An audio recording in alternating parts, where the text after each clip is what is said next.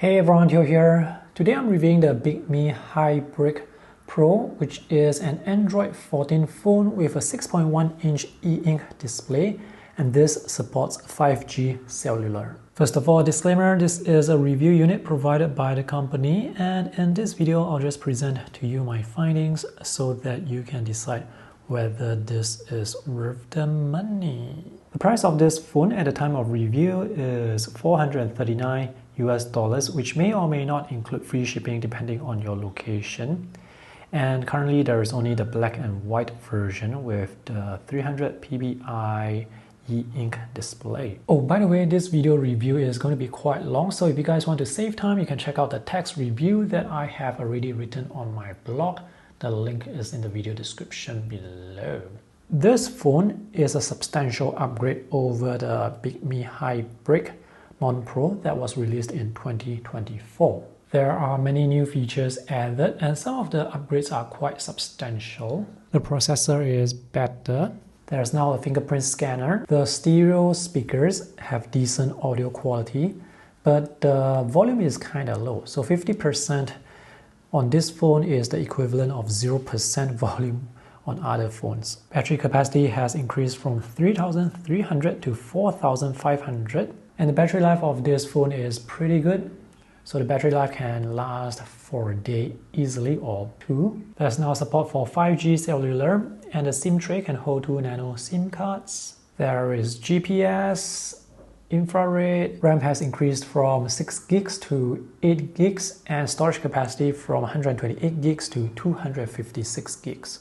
As usual, let's start with the bottom line. This phone that I'm testing is actually a prototype, so there are some features that are not working or not working well yet, at least with the firmware version 1.2.6. For example, the side buttons are said to be customizable, but they are not customizable yet. So other than the side buttons, I didn't really experience many software issues. There are just 2 or 3 minor ones. The e-ink quality looks quite good to me. However, the e-ink quality will vary depending on which refresh mode you use. The e-ink canvas is this light gray, which is not too dark, but I wish this could be even lighter. Anyway, this is perfectly acceptable for me. And this is the refresh rate, which is, I would say, quite decent. So as I flip through the pages, I don't notice noticeable ghosting or image retention. One thing I like about the e-ink settings is you can set whatever settings you like for any app that you use, and the next time you open that app, that setting will be remembered. Legibility and contrast during daytime is excellent. During evening time or at night, you will have to increase or adjust the cold light and warm light. Google Play Store is included. I have Google Wallet installed and NFC payment works fine. One notable downside is this phone no longer supports microSD card. This display is almost laminated, but there is still a little gap between the e-ink canvas and the frame of the phone. So you can see there is this cast shadow from my window, which is on the left side. But this is really a small issue because if you look really closely at the ink on the canvas, you will not see any gap. Another downside is there is no search for the settings page. So I actually wanted to adjust the haptics, but I don't know where haptics is hidden in the menu. So the bottom line is this is a beautiful phone, and the performance is definitely noticeably more responsive compared to the previous phone. So even though this is actually more expensive compared to the previous model, this is a substantial upgrade. Now for $439, you can actually buy a phone with a really good color display. So the main selling feature of this phone really comes down to the e-ink display, which is just more comfortable for reading for long periods of time. One side benefit is, since color images do not look as good when converted to black and white, this is quite likely going to make you use social media less. Watching videos is not going to be as appealing as well because it's black and white, and also the refresh rate is not as high compared to colored displays. So those are the important things you need to know. And now on to the full review. Let's take a look at the items included in the box. There is a silicone case for the phone, quick start guide, USB-A to USB-C charging cable, and the SIM tray ejector. There is no charger included, but you can use any charger that you may already have at home. This silicone case is actually kind of nice. It fits the phone perfectly and it covers all the buttons. So it provides, I would say, decent protection for the phone, and the alignment is perfect. The edge is also raised. When you place the phone face down, the display will not be in contact with the table. Oh, okay, the power button is not covered, but that's because of the fingerprint scanner. Let's talk about the design. And this is a good looking phone. So the HiBreak Non-Pro had a black colored body, and this is off-white. It's slightly creamy. Even the included case is this off-white creamy color, which I kind of like. The bezels are quite thin by the sides, thicker at the top and bottom. The corners are rounded off for the body, and for the display there is a good speaker, thankfully, at the top, and that's a 5 megapixel front camera that can be used for face unlock, but face unlock does not work well, so you will have to rely on fingerprint unlock, which works effectively. That's also a power button, and they are using this red or crimson color, which is quite striking. And we have the volume control buttons. So all these buttons and the ones by the side here, they have very firm clicks. Weight of this phone is 182 grams, which is not that heavy, and the thickness is 8.9 millimeter. And as you can see, there is no camera bump. So this is a very streamlined design, which I really like. The side of the phone is curved and the edges are beveled slightly. So this is a pretty comfortable phone to hold. And here at the bottom we have another speaker, so you get stereo audio effect, and the audio is, I would say, loud enough, and audio is actually much better than I expected. There is actually good stereo effect. The USB-C port has charging speed up to 18 watt, and the data transfer speed is USB 2.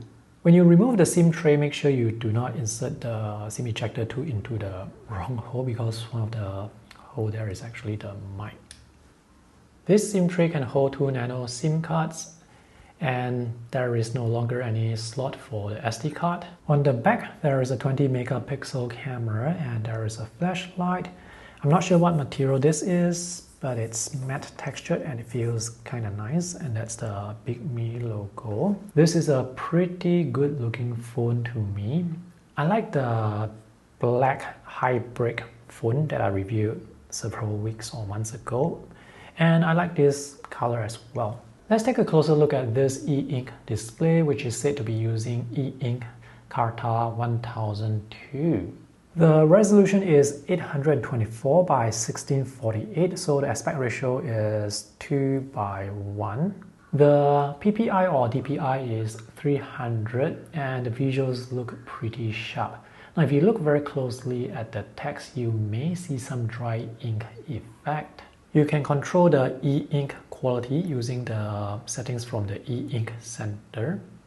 So let me just switch this to higher quality. And I have just switched this to higher quality, and now you can see the text has sharper edges and the contrast looks slightly better. So if you use the better e-ink quality, you can see darker grays and darker blacks, and the contrast is noticeably better. But when you, for example, flip through the pages or scroll web pages, there will be noticeable screen or page redraw. There is some ghosting or image retention, but it's not too obvious. Anyway, there is this shortcut where you can just swipe from the bottom up to redraw the screen. You know what? Let me switch over to the default e-ink setting. So now you can see there is less contrast, but the refresh rate is noticeably faster. So this color for the e-ink canvas is light enough to give you good contrast. And right now my room is very bright, so this is the type of contrast you can expect. I do not have any front light enabled. The visual quality, legibility, and the contrast looks pretty good to me. And this is a matte textured display, so it's going to diffuse the lighting to give you this look. And the anti-glare is not that aggressive, which is to say that even under strong lighting with strong diffuse reflection, you can still see what's on the screen. This display is laminated, but there is still a little gap between the e-ink surface and the top of the bezels. So if you look at this edge here, you can actually see cast shadow from the bezels because my light source is coming from the left. There is no cast shadow at the top, but if I turn the phone this way, you can see the cast shadow. Anyway, even with that little gap, it looks like the e-ink is still on the surface of the display. Can you see that? So the e-ink still looks really good. If you are in a room and it's not that bright, you can increase the brightness to increase the contrast. So here I'm going to increase the brightness to 10 out of 32 levels. So with some front light or brightness, the contrast looks better already, and you can adjust the color temperature too. There are 36 levels of adjustment for the color temperature and for the brightness or the cold light. So this is how it looks without any lighting, without any warm light. I'm going to increase this to the halfway mark, and this is how it looks. The lighting looks quite even to me. I don't see any wavering light pattern, at least at this setting. So this is the maximum setting, and from what I can see, the lighting still looks pretty even. Yep, so this looks pretty good. And now let's increase the warm light to the halfway mark. I'm not sure if my camera can actually capture the warm light properly. And this is how it looks. Okay, one thing to note here is if you increase the brightness all the way up to the maximum brightness, I'm not sure if you can see it, but there is actually some light spilling out from this gap here at the top, near the speaker at the top. So let me just increase the warm light all the way up so that the display is even brighter. And I am going to cover the display so that there is no light spilling out from the front of the display. And can you see that? So that is the light spillage from the gap. And here as well. And this happens only at the top, but not at the bottom. So right now it's actually not that obvious, but the thing is once you see it, you will not be able to unsee it. Anyway, for me it's just a very minor issue. Yep, I can still see some light at the top. And now let's talk about the e-ink quality and settings. So if you swipe down from the top right, you can access the e-ink center, and this is where you can adjust the quality of the e-ink and also the refresh rate. The main thing you should know here is when you adjust all these settings, the settings will be specific to the app that is active. So here you can see X Launcher. This is actually the home screen. So when you set all these settings, it will be specific to the X Launcher or the home screen. And if you open Kindle, you can create another setting for Kindle. If you open Libby, you can create another setting for Libby. And all the settings will load automatically based on whichever app you open. For example, you can set video for high pitch refresh. When you're watching videos like watching YouTube, you can set default setting for the home page. You can set higher magazine or comic quality when you're reading magazine or comics. This ability to customize individual apps is very useful. So these are the 5 presets that you can choose. This last one is custom. That means you can customize your own settings. So by default, it's default, which is a good balance between, I would say, the e-ink quality and the page refresh rate. Magazine and comic will give you better visual quality, better contrast, but refresh rate or the page refresh is affected slightly. It's going to be slower. And video will give you the fastest page refresh, but the visual quality is not that great. Most of the time, I'm just switching between all these preset settings. I don't really use the custom setting, but if you want to use custom setting, you can do so, and you can control anti-shake. By the way, I don't actually know what some of these terms or functions actually are. There is auto clean, and here you can choose the refresh mode. And these are the options: HD 256, Regal Fast Extreme. And you can adjust the contrast setting and also how often can you get the full page refresh. I've just opened the Kindle app, and this is with the default mode. So as I scroll through or flip through the pages, you can see some animation. And the animation is actually pretty smooth. If you take a close look at the text, you can see the edges are slightly rough. There is some detail with the edges. So this is with default mode, and now I'm going to switch over to magazine. And this is the magazine mode, and you can see the text now looks more solid. The rough edges are gone. So this ink quality is noticeably better, and the contrast is also better. However, with this magazine mode, you can see there is this very obvious page redraw, and the animation is not as smooth as before. And I have just switched over to the comic mode, and you can see the text looks pretty good as well. The edges are solid and the contrast is good. Let's flip through.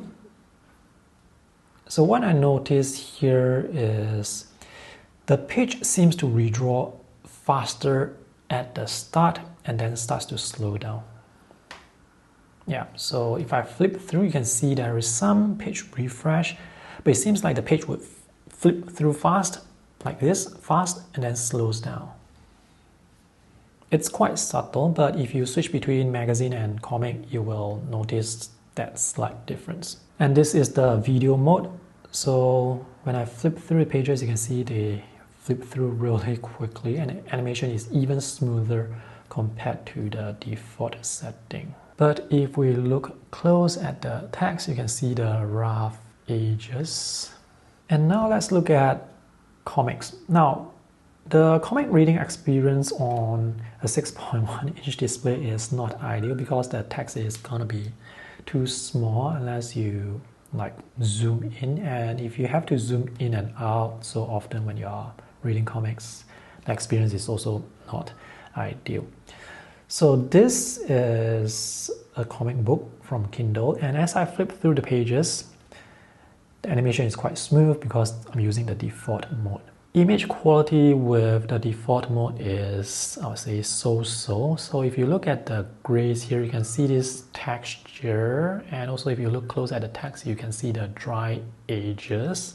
And I have just switched over to the magazine mode, and you can see the visual quality has improved noticeably. The grays are now looking as solid grays without that weird texture. And this is comic mode, and same thing, the image quality is pretty good.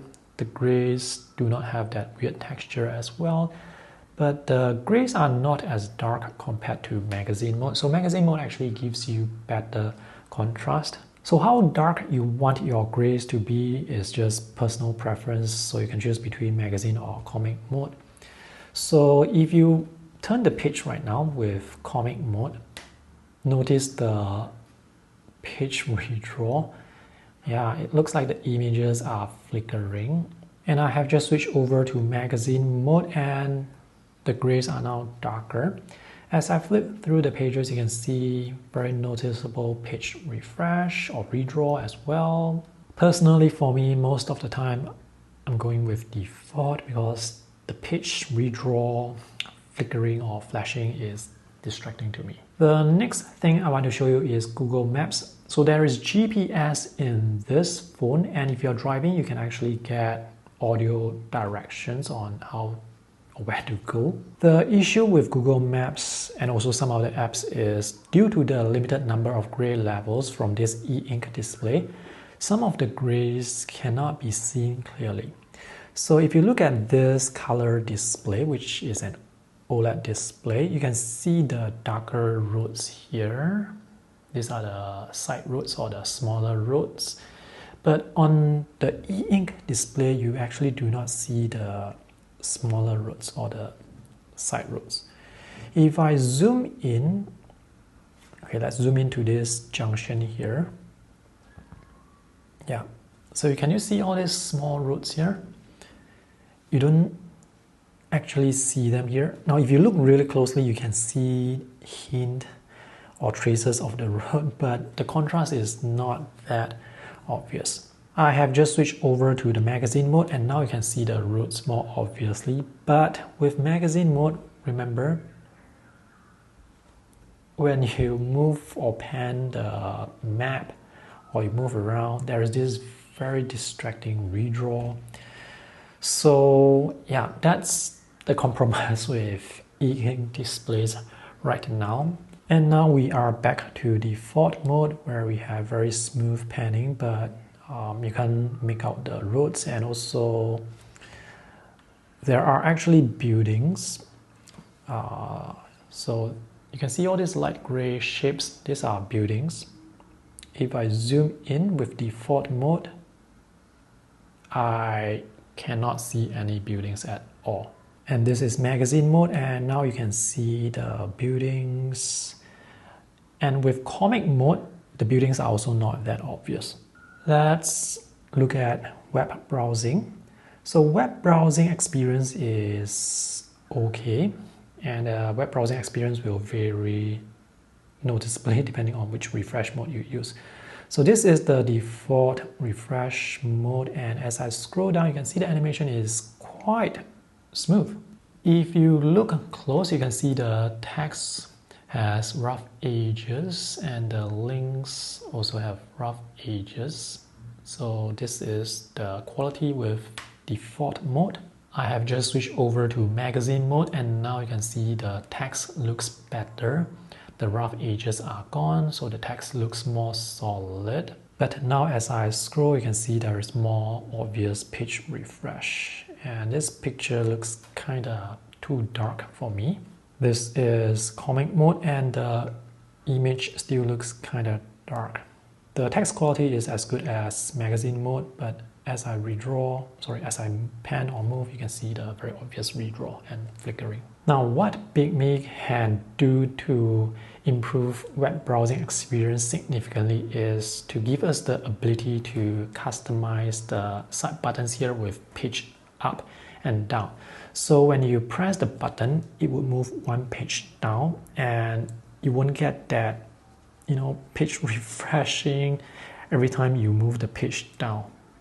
But now you don't have that option, because for the firmware 1.2.6, these buttons are not customizable yet, and also we don't have the page up and down option to customize. But if the buttons do work in the future, it would be useful because you can customize single click, double click, and long press. So you can actually get a total of 6 shortcuts. And now let's talk about the software and the user interface and also performance.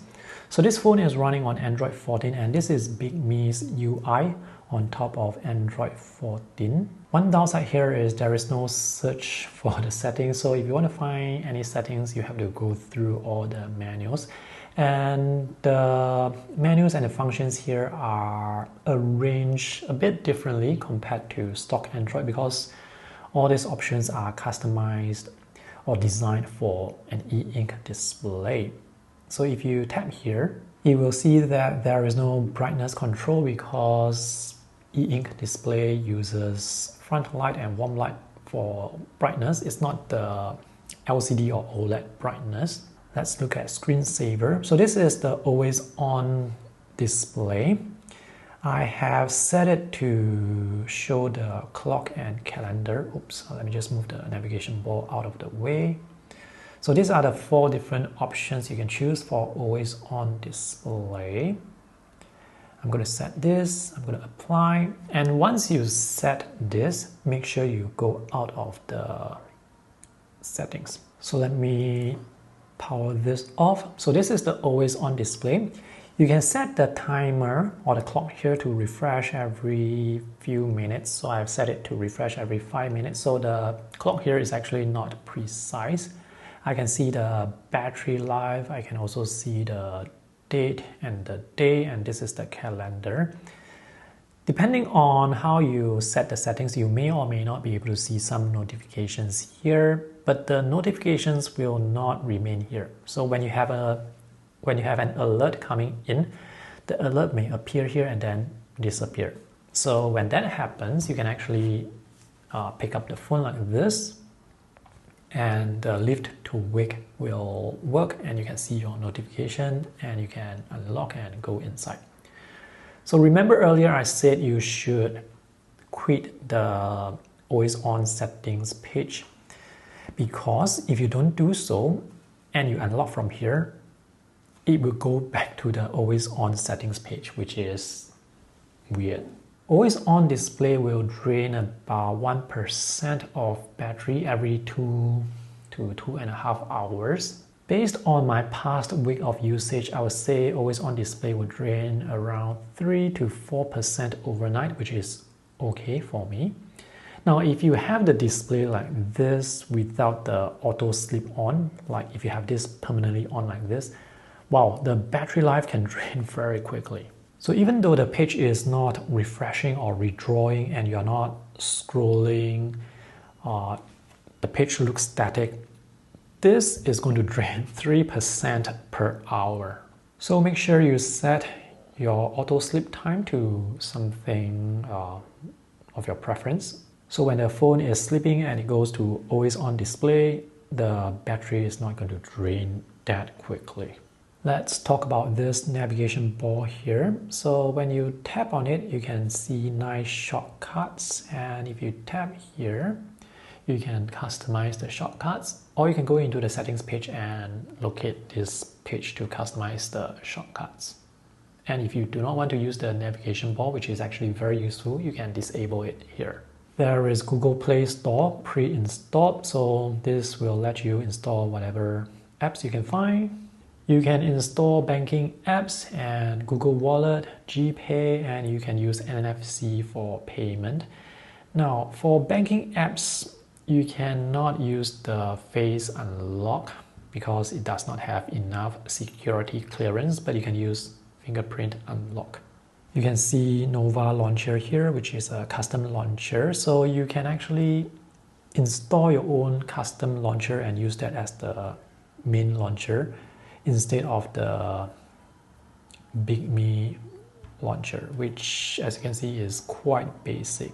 As for bloatware, I guess that would depend on what you consider to be bloatware. For example, is Microsoft OneNote considered bloatware because this is pre-installed? So these are all the pre-installed apps on the home screen. And there are some AI apps as well, which I don't really use. And now let's talk about performance. So this phone is using the MediaTek Dimensity 1080 processor, which is an 8-core processor. There is 8 gigs of RAM, and for this phone there is 256 gigs of internal storage. And remember earlier I said there is no SD card slot. Now the overall performance is more responsive compared to the Bigme HiBreak. So when I scroll through the home page, it's very responsive. If I launch apps, it's very quick. Let me just launch an app that I have not launched. So this is Google Chrome, and this is how fast web pages can load, and that was how fast the app can open. Let me open another app here. Yeah, the apps open almost instantly. Let's open Libby. So this opened pretty quickly as well. It took a split second to open, but it still opened pretty quickly. And now all these apps are in the RAM. You cannot scroll through the apps like this. You have to press the left right button, unfortunately. All these apps are stored in memory, and when you open the app again, the apps usually do not reload, so that is great. The keyboard typing experience is pretty good. I'm able to type at my normal speed. You see, without the search bar, now I actually want to find out where I can customize the keyboard so that I can enable haptic for the typing. And without the search bar, it's very inconvenient. There is this more settings page, and here you get more Android settings, but it seems like I will have to spend some time to search for the keyboard settings. Alright, finally found it. It was under More Settings, System, Keyboard, and you have to go through several menus to find this. Vibrate on key press and it works fine. Let's talk about battery life, which is actually pretty good. The battery capacity is 4,500 mAh, and that can last me at least 1 day or 2 days of use. And because I don't use social media that much on this phone and I don't watch videos, because when it comes to viewing visual images on this phone, it's black and white, so it makes me want to use the phone less, except for checking Gmail, emails, and for work purposes. So I don't use this phone as much compared to when I am using phones with color displays where I would use social media, watch videos. So the battery life for this can last me 2-3 days based on my usage of the phone. Of course, the battery life will vary depending on what you use. If you have the home screen on all the time and you are not using the phone, the battery life drains about 3% per hour. So if you are doing work, if you are checking email, web browsing, then it may drain more percent per hour. So all I can say is the battery life is good. I cannot give you a precise number to the battery life because everyone's usage of a phone is different. And of course, if you have the front light and warm light enabled, that will also affect battery life noticeably. Alright, to conclude. So with the addition of so many new features compared to the previous model, this Bigme HiBreak Pro now feels like a more fully functional Android phone.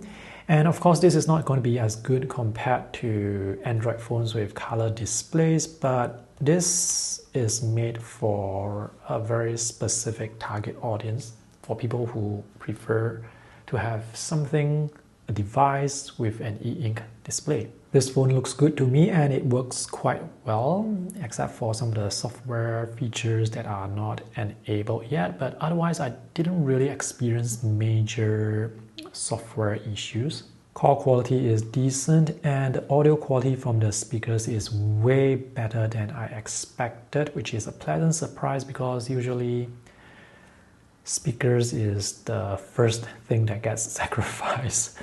Yeah. Performance is noticeably more responsive compared to the previous model. So as to whether this is worth your money, well, you guys can decide. And if you have the intention to buy this phone, you can check out the purchase links that I have for you in the video description below. And if you have other questions regarding this phone, let me know in the comments section.